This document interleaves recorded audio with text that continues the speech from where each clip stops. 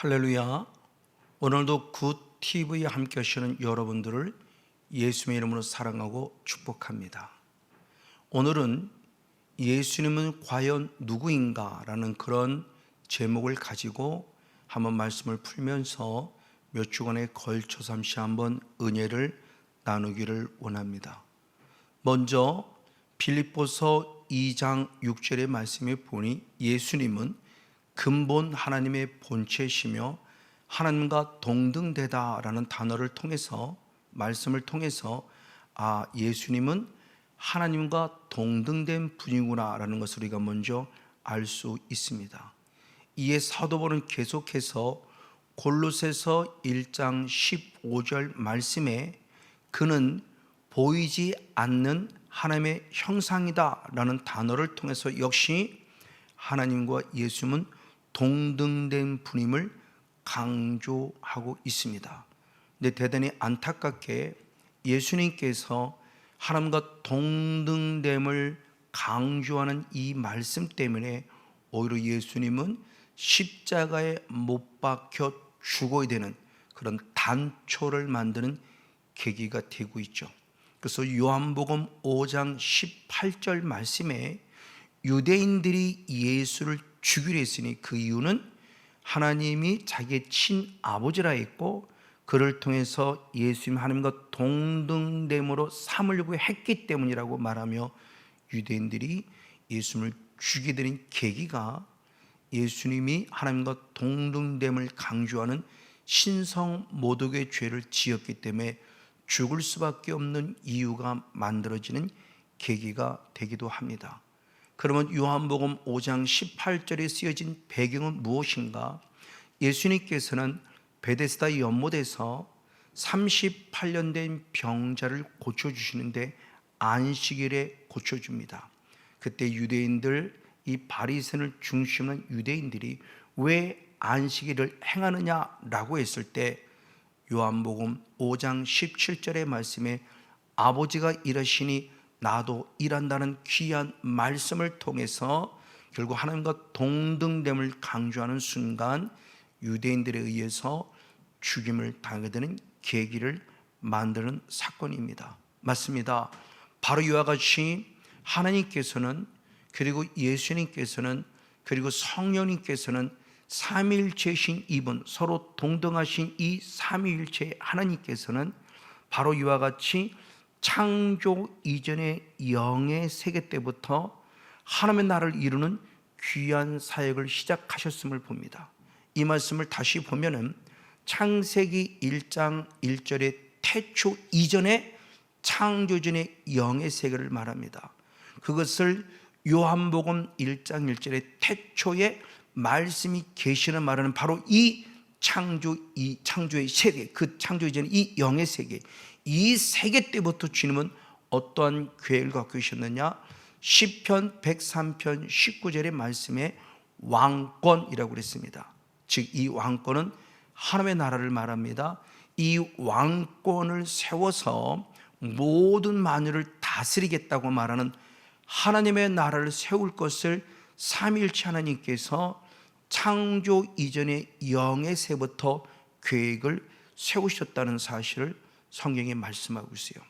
이 예수님께서는 하나님의 나라를 이루심에 있어서 하나님으로부터 예수님이 성령의 기름 부음을 받아 성령 안에서 착한 일을 행하셨고 마귀에게 눌린 자를 고치셨다고 사도행전 10장 38절에 증명하고 있어요.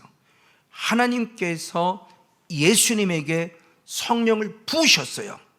동등하신 삼위일체 하나님께서 함께 일하심을 통해서 마귀의 누르줄을 고치심으로 말미암아 하나님 나라를 확장했으니 마귀의 누르줄을 고쳤다는 것이 하나님의 나라를 이루는 실제적인 사건이었죠.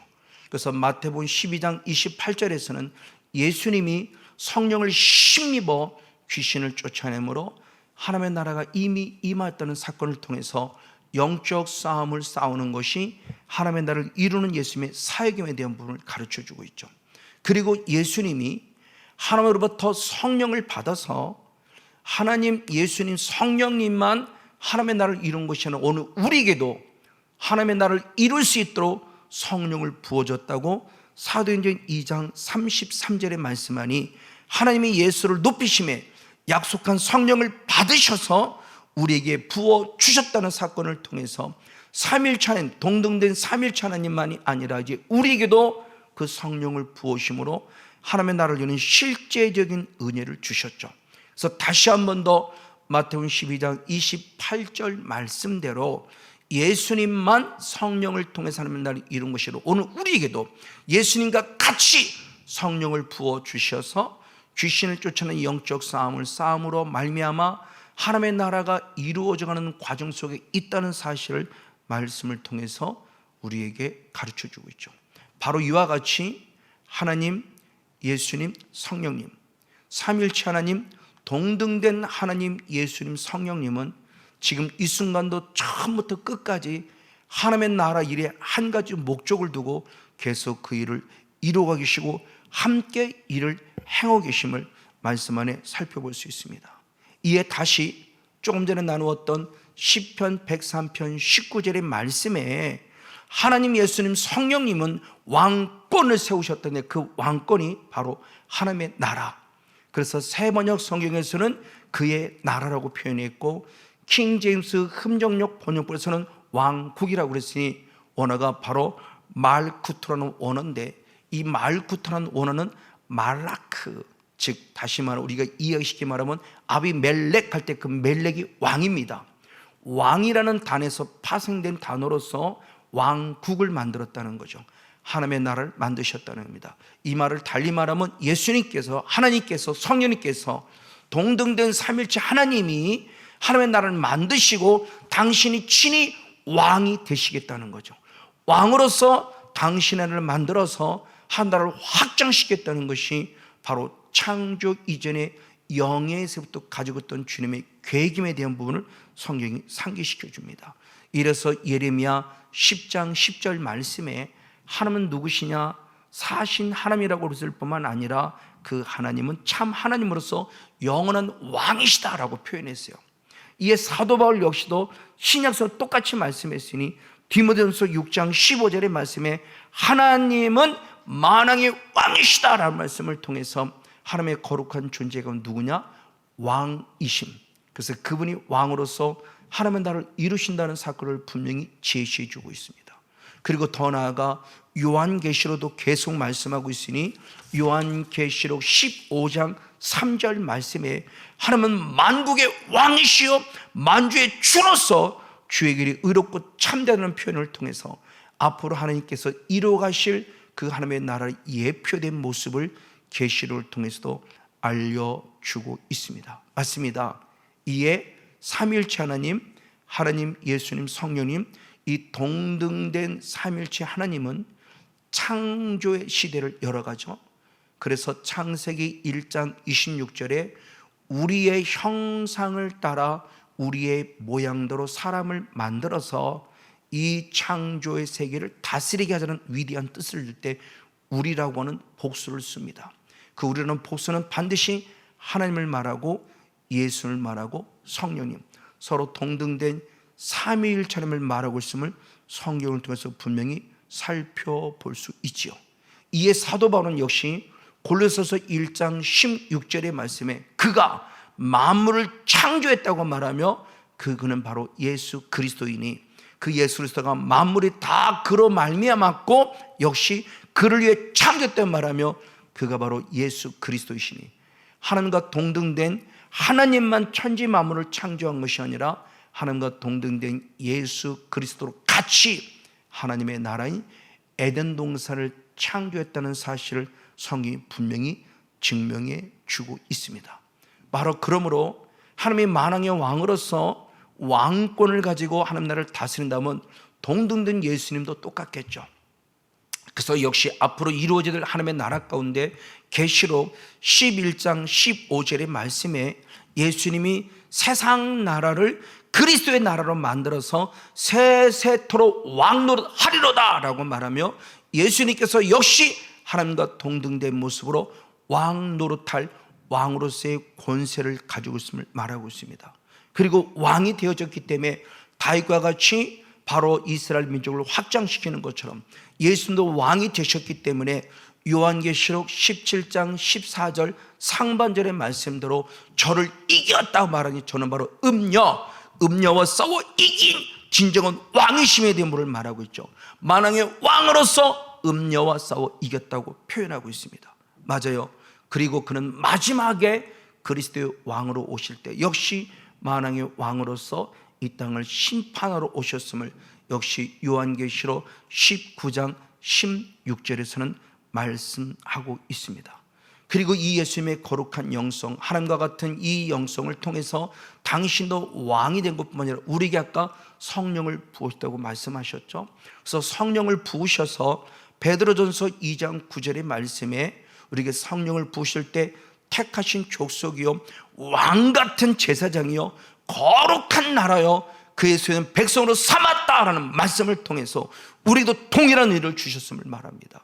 이에 다시 한번 마태복음 12장 28절의 말씀에 성령을 힘입어서 귀신을 쫓아내는 영적 싸움을 싸움에 하나님의 나라를 이루어가는 일꾼됨을 말했죠.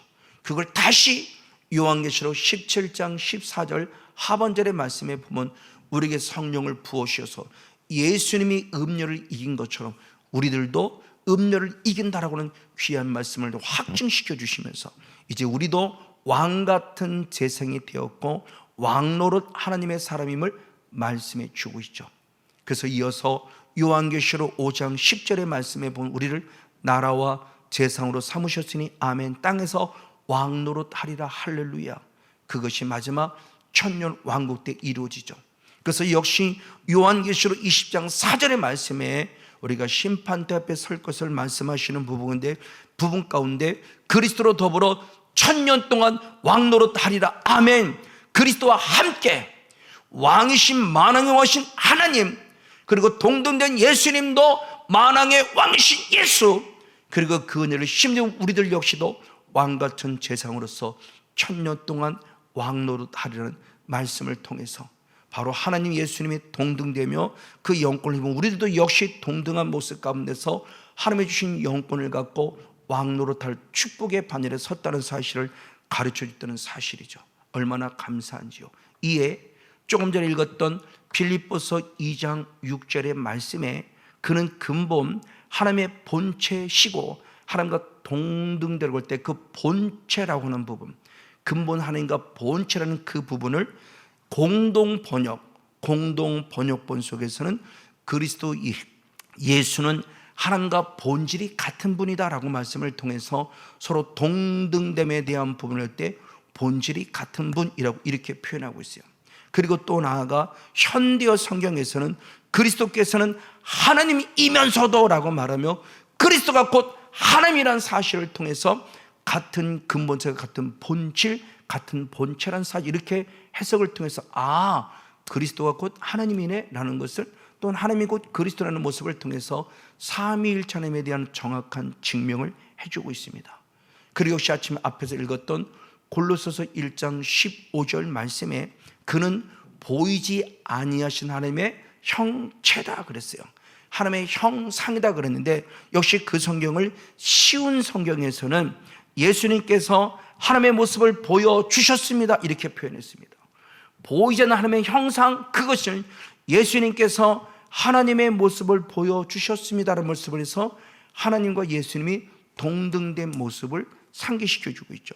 그리고 이어서 현대어 성경에서는 역시 그리스도는 하나님이 우리 눈에 보이지 않게 나타나신 바로 그분이다.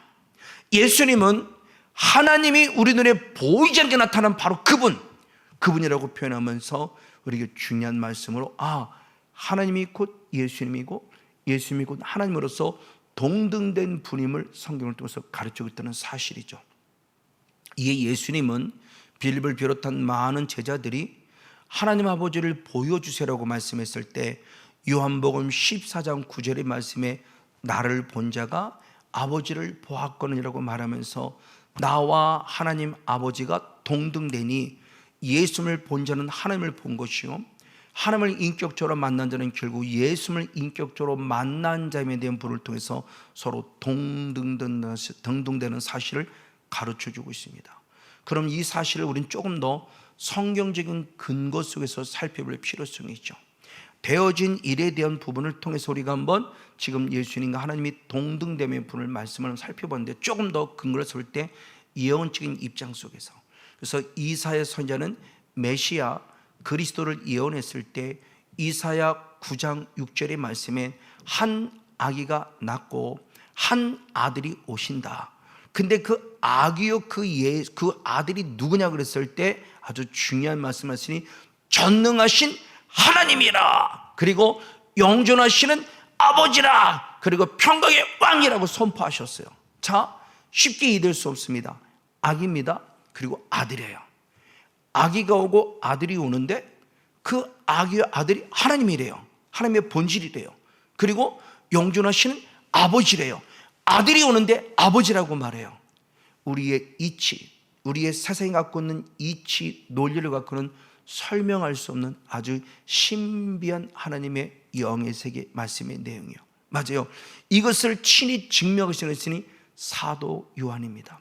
마태, 마가, 누가는 공관복음, 같은 관점으로 보았기에 4복음서 중에 3개의 복음서만 공관복음, 그리고 요한복음만 전혀 따로운 관점으로 봤기 때문에 요한복음을 떼놓고 있어요.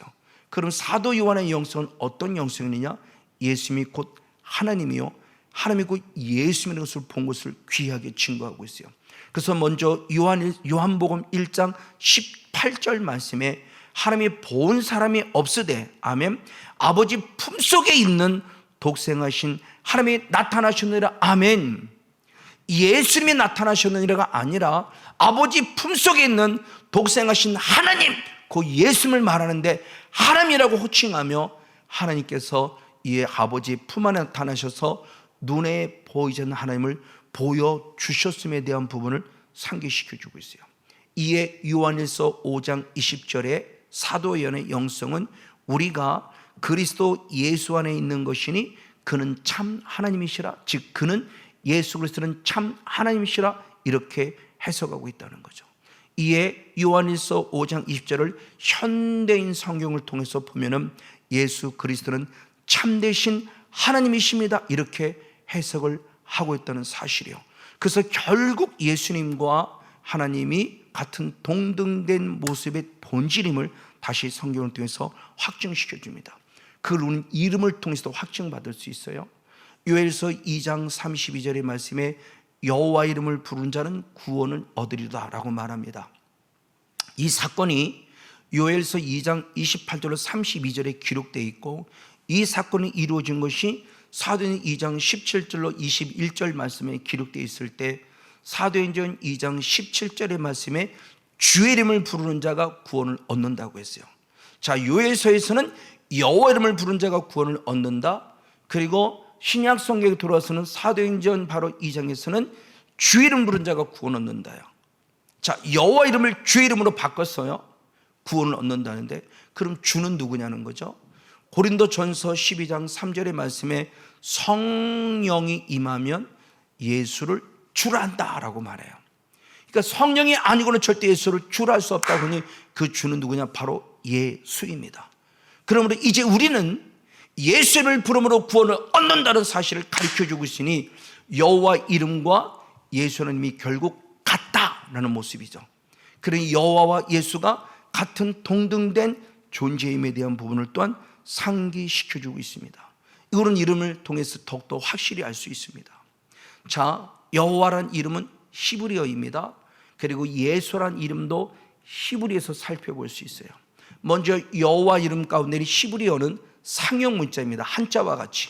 그래서 한자의 어떤 글자의 의미를 가지고 있죠. 사람인, 그러면 우린 인이라고 있지만 우리 뜻은 사람하고 인식하듯이 히브리어 그 하나, 모음 하나하나가 역시 똑같이 뜻을 가지고 있으니 여호와라는 이름 속에 4개의 모음이 들어갑니다.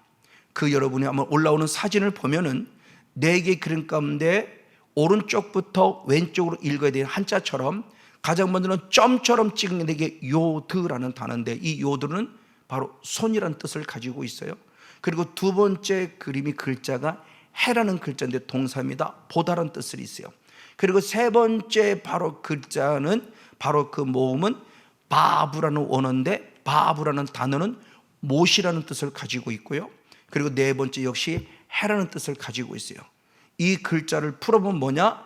여호와라는 하나님의 이름에는 못 박힌 손을 보라요. 손을 보라, 못을 보라. 그걸 풀었으면 못 박힌 손을 보라. 여호와라는 이름 속에 못 박힌 손을 보라는 뜻이 있네라고 했을 때 우리는 뭔가 유추되는 단어가 있죠. 자, 똑같이 역시 예수 이름도 똑같다고 그러는데, 예수라는 이름은 먼저 어디서 시작되느냐? 출애굽기 14장 13절 말씀에 너는 가만히 있어라. 그리고 내가 행하는 구원을 볼 때 그 구원이 예수아라는 보통 명사예요. 근데 예수란 이름이 마태복음 1장 21절 말씀에 하나님의 아들에게 붙여진 이름이에요. 그 아들을 예수라 하라 그러면서 드디어 하나님의 아들인 그분에게 예수라는 이름이 붙여지면서 고유 명사가 됐죠. 그러니까 히브리인들은 구원을 얘기할 때 우리 말하면 예수와 그랬고, 실제는 예수란 이름을 가진 자가 하나님의 아들로서 이 땅에 오셨어요. 그러니까 구원이 뭔가에 대해 정확히 알려주고 있다고 하는 사실이죠.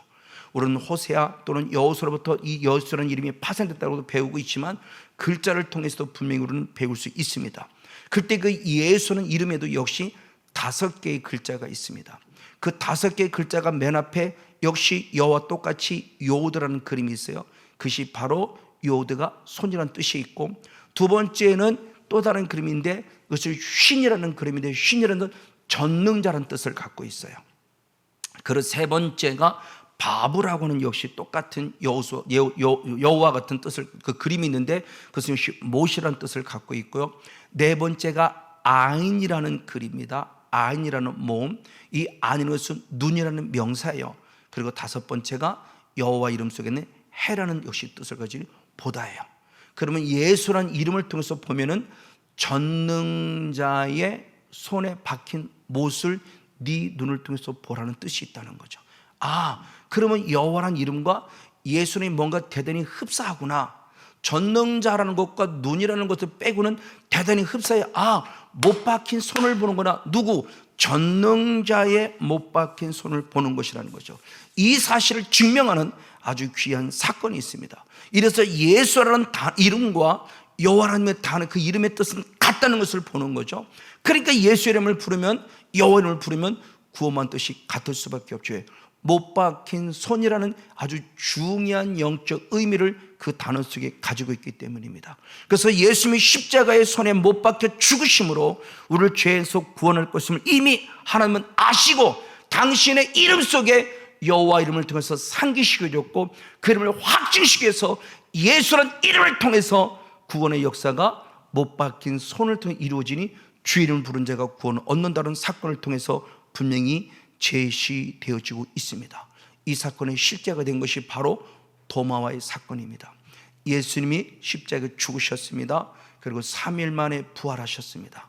그리고 제들 앞에 짠 하고 나타났어요. 11제자가 나타났더니 안타깝지만 그 중에 도마라는 예수님의 제자가 빠져 있었어요. 무엇 때문에 어떻게 빠져 있는지는 알 수는 없지만, 빠져 있을 때 제자들이 예수님은 부활하셨습니다, 살아났습니다를 계속 강조해도 도마는 믿지 못하게 합니다.